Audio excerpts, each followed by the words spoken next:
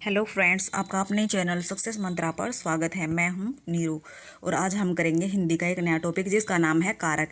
इससे पहले भी हिंदी की हमारी 2 से 3 वीडियो आ चुकी हैं। जिसने भी वो वीडियो नहीं देखी प्लीज़ आप वो भी देख लीजिए। और अब चलिए स्टार्ट करते हैं आज की क्लास। कारक किसे कहते हैं? कारक वे शब्द होते हैं जिनसे हमें यह पता चलता है कि संज्ञा और सर्वनाम का क्रिया के साथ क्या संबंध है। दूसरे शब्दों में हम यह भी कह सकते हैं कि जो शब्द क्रिया को करने में अपनी भूमिका निभाते हैं उन्हें कारक कहा जाता है। हिंदी में 7 कारक होते हैं, संबोधन को कारक नहीं माना जाता। और संस्कृत में 8 कारक होते हैं जिनमें संबोधन को भी कारक माना जाता है। आप देखिए कारक से रिलेटेड ये टेबल जिसको आपको याद करना है और इसी के द्वारा आप कारक से रिलेटेड क्वेश्चन को इजीली कर पाओगे। तो अब देखिए, कर्ता ने कर्म को करण से के द्वारा संप्रदान को के लिए अपादान से अलग होने अर्थ में संबंध का के की अधिकरण में पर। अब देखिए कर्ता कारक है। कर्ता वाक्य का वह रूप होता है जिससे हमें यह पता चलता है कि कार्य किसके द्वारा किया गया है। इसका विभक्ति चिन्ह ने होता है, अर्थात जब वाक्य में किसी के द्वारा कार्य किया जाए, कार्य को करने वाला कर्ता कहलाता है। अब देखिए कर्ता कारक के उदाहरण। राम खाना खाता है। इस वाक्य में राम कर्ता कारक है। राधा कर्ता कारक है। राधा ने सेब खाया। माँ ने बच्चे को डांटा, इसमें माँ कर्ता कारक है। कृष्ण ने शिशुपाल को मारा, इसमें कृष्ण कर्ता कारक है। और इनमें ने चिन्ह का भी प्रयोग हुआ है। अब देखिए राम खाना खाता है, इसमें ने चिन्ह का प्रयोग नहीं हुआ है क्योंकि ये वाक्य वर्तमान काल में है। और ये राधा ने सेब खाया, माँ ने बच्चे को डांटा, कृष्ण ने शिशुपाल को मारा, ये भूतकाल के वाक्य है, इसलिए इनमें ने चिन्ह का प्रयोग हुआ है। मोहन पुस्तक पढ़ता है। ये वाक्य भी वर्तमान काल का है, इसलिए इसमें ने चिन्ह का प्रयोग नहीं हुआ है, इसमें ने छिपा हुआ है। कर्म कारक, जिस व्यक्ति या वस्तु पर क्रिया का प्रभाव पड़े उसे कर्म कारक कहते हैं। इसका विभक्ति चिन्ह को होता है, अर्थात जो क्रिया की जाती है उसका फल जिस पर पड़े, क्रिया का फल कर्ता पर न पड़कर कर्म पर पड़े, उसे हम कर्म कारक कहते हैं। अब देखिए उदाहरण। राम ने सीता को बुलाया। मोहन बाजार जाता है। अब इस वाक्य में देखिए राम ने सीता को बुलाया, मोहन बाजार जाता है।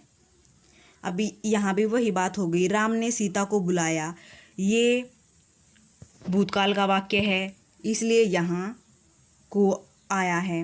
मोहन बाजार जाता है, ये वर्तमान काल का वाक्य है इसलिए यहाँ को का प्रयोग नहीं हुआ, अर्थात इसमें छिपा हुआ है। जैसे अब देखिए मोहन बाजार को जाता है तो ये ऐसे हो जाएगा। माँ ने बच्चे को सुलाया, बच्चे को। कृष्ण ने शिशुपाल को मारा, उसने पत्र लिखा।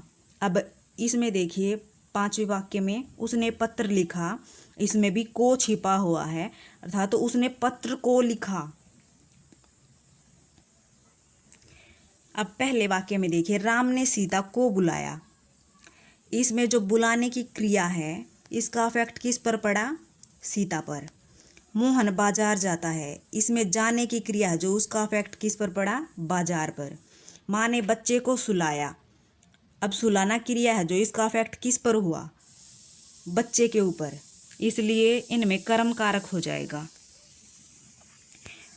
अब देखिए कृष्ण ने शिशुपाल को मारा, ये मारने की क्रिया है जो अगर हम किसी को मारेंगे तो चोट पहुंचेगी ना उसको, तो यहाँ पे किसको चोट पहुंची? शिशुपाल को। तो मारा जो क्रिया है इसका प्रभाव किस पर पड़ा? शिशुपाल पर, इसलिए यहाँ भी कर्म कारक हो जाएगा।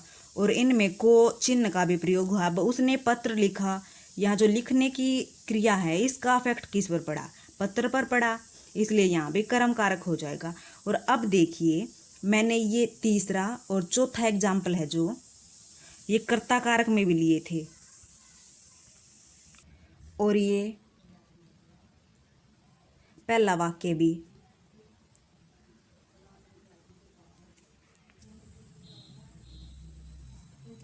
अगर एग्जाम में ये उदाहरण दिया गया हो माँ ने बच्चे को सुलाया, कृष्ण ने शिशुपाल को मारा। और ऑप्शन में कर्ता कारक हो तो आपको कर्ता कारक पर टिक करना है, और अगर ऑप्शन में कर्ता कारक न हो तो आपको कर्म कारक पर टिक करना है, और अगर दोनों हों तो आपको कर्म कारक पर टिक करना है, क्योंकि जो पहला कारक है कर्ता कारक, उसके बाद में एक कारक और आया है तो हमें उसको इम्पोर्टेंस देनी पड़ेगी, जो सेकंड वाला है। तो इन सब में कर्म कारक हो जाएगा। करण कारक जिस साधन के द्वारा क्रिया को संपन्न किया जाता है उसे करण कारक कहते हैं। इस कारक का चिन्ह से के द्वारा होता है, अर्थात करण कारक हम उसे कहते हैं जिसमें किसी साधन के द्वारा कोई कार्य संपन्न किया जाए, कोई कार्य किया जाए। अब देखिए उदाहरण। राम ट्रेन से दिल्ली गया। इसमें ट्रेन से अर्थात जो ट्रेन है उसका प्रयोग एक साधन के रूप में किया गया है।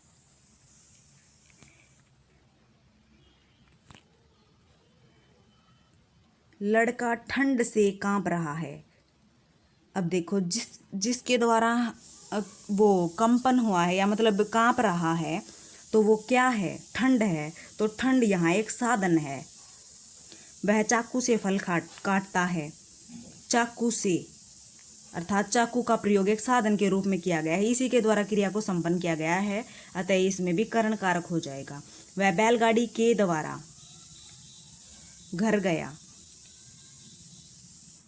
तो बैलगाड़ी है जो इसका प्रयोग किसके रूप में किया गया है, एक साधन के रूप में। बच्चे ने कुत्ते को डंडे से मारा। अब इसमें देखिए डंडे से मारा, इसमें भी डंडे का प्रयोग एक साधन के रूप में किया गया है। अब यहाँ देखिए इस वाक्य में बच्चे ने ये कर्ता कारक भी है, कुत्ते को यहाँ कर्म कारक भी है, डंडे से मारा इसमें करण कारक है। तो आप अब यहाँ कंफ्यूज हो जाओगे कि कौन सा कारक लगाएं, एग्जाम में आया हुआ होगा तब। अब देखिए पहले यहाँ कर्ता कारक का प्रयोग हुआ है, उसके बाद में कर्म कारक है, तो इनके बाद में एक कारक और भी तो आया हुआ है ना, और डंडा ही यहाँ मेन साधन है जिसके द्वारा कार्य को संपन्न किया जा रहा है, तो यहाँ करण कारक हो जाएगा। अगर आपको इस तरह का एग्जाम्पल मिले एग्जाम में तो आपको करण कारक पे टिक करना है। इन सभी उदाहरणों में क्रिया को करने के लिए किसी साधन का प्रयोग किया गया है, अतः यहाँ करण कारक हो जाएगा। शरीर के जिस अंग में कोई विकार हो वहाँ भी करण कारक होता है। जैसे अब देखिए वह एक आँख से काना है, वह पैर से लंगड़ा है, इस तरह से। अब देखिए संप्रदान कारक है, जिसमें किसी को कुछ देने या किसी के लिए कुछ करने की भावना प्रकट हो वह संप्रदान कारक होता है। इसका कारक चिन्ह को के लिए होता है। अब देखिए इसके उदाहरण। राजा ने ब्राह्मण को दान दिया। तो इसमें यहाँ राजा ने ब्राह्मण को दान दिया, यहाँ देने की भावना प्रकट हुई है। अध्यापक ने छात्र को पुरस्कार दिया, इसमें भी दिया। वह मेरे लिए उपहार लाया, मेरे लिए। राम मोहन को पुस्तक देता है, माँ ने बच्चों के लिए। अब इनमें को का प्रयोग भी है, और सभी उदाहरणों में किसी के लिए कुछ कार्य करने का बोध हो रहा है और किसी को दान देने का बोध हो रहा है, अर्थात जहाँ भी किसी को कुछ दिया जाए या किसी के लिए कुछ कार्य किया जाए वहाँ संप्रदान कारक होगा। अपादान कारक जिसमें किसी व्यक्ति या वस्तु के अलग होने का भाव प्रकट हो उसे अपादान कारक कहते हैं। इसका चिन्ह से अलग होने अर्थ में होता है, अर्थात जहाँ पर कोई वस्तु किसी दूसरी वस्तु से अलग हो रही हो वहाँ अपादान कारक होता है। अब देखिए उदाहरण। पेड़ से फल गिरते हैं, यमुना यमुनोत्री से निकलती है। इन उदाहरणों में पेड़ से फल गिरते हैं, तो पेड़ से फल गिर गए तो वे क्या हो गए, उससे अलग हो गए। यमुना यमुनोत्री से निकलती है, अब यमुनोत्री से निकली यमुना तो वो भी उससे दूर हो गई, अलग हो गई, तो इनमें अपादान कारक हो जाएगा। अब यहाँ देखिए, चूहा शेर से डरता है, सीता राम से लजाती है, राधा मोहन से लंबी है, हमारा गांव शहर से बहुत दूर है। इनमें कोई किसी से अलग नहीं हो रहा, बट यहाँ डरना क्रिया हो, लजाना या फिर तुलना की गई हो या दूरी का बोध हो, वहाँ पर हमेशा अपादान कारक होता है। ये आपको याद ही करना पड़ेगा। तो अब देखिए संबंध कारक, जिसमें किसी व्यक्ति या वस्तु का किसी से संबंध का बोध हो, उसे संबंध कारक कहते हैं। इसका विभक्ति चिन्ह का के की होता है, अर्थात जिससे हमें किसी व्यक्ति या वस्तु का किसी दूसरे व्यक्ति या वस्तु के साथ में संबंध पता चले कि उसके साथ क्या संबंध है, वहाँ संबंध कारक होता है। अब देखिए उदाहरण, यह मोहन का घर है।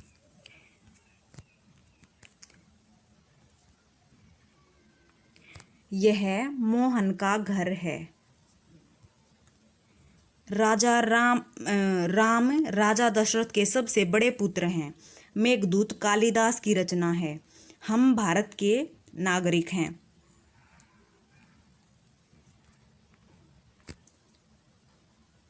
इस वाक्य में मोहन का घर के साथ संबंध बताया गया कि ये उसका घर है। राम राजा दशरथ के सबसे बड़े पुत्र हैं। इस वाक्य में राम का संबंध बताया गया है राजा दशरथ के साथ कि वे उनके पुत्र हैं। मेघदूत कालिदास की रचना है। यहाँ मेघदूत रचना है जो कालिदास की है और इसका संबंध बताया गया है कालिदास के साथ कि ये कालिदास की रचना है। हम भारत के नागरिक हैं। अब हम भारत के नागरिक हैं तो हमारा संबंध किसके साथ बताया गया है, यहाँ हमारे देश के साथ, इसलिए यहाँ संबंध कारक हो जाएगा। हमारे घर के पास एक तालाब है। इस वाक्य में भी हमारा घर है जो उसका संबंध किसके साथ बताया गया है, जो तालाब है उसके साथ बताया गया है, इसलिए यहाँ संबंध कारक होगा। अधिकरण कारक है। अधिकरण का अर्थ होता है आधार या आश्रय। संज्ञा या सर्वनाम के जिस रूप से क्रिया के आधार का पता चले उसे अधिकरण कारक कहते हैं। इसका विभक्ति चिन्ह में पर होता है, अर्थात जिससे हमें यह पता चले कि क्रिया का आधार क्या है या क्रिया का आश्रय क्या है, क्रिया किसके आधार पर संपन्न हुई है, वहाँ अधिकरण कारक होगा। अब देखिए, बच्चे छत पर खेल रहे हैं। यहाँ पर आया है, मतलब आधार क्या है बच्चों के खेलने का, छत। सभी अपने काम में व्यस्त है। यहाँ में तो सब किस में व्यस्त हैं, अपने काम में, तो यहाँ क्रिया का आधार क्या हुआ, काम हुआ, इसलिए यहाँ अधिकरण कारक हो जाएगा। अब ये चौथा उदाहरण देखिए, सांप चंदन के पेड़ पर रहता है।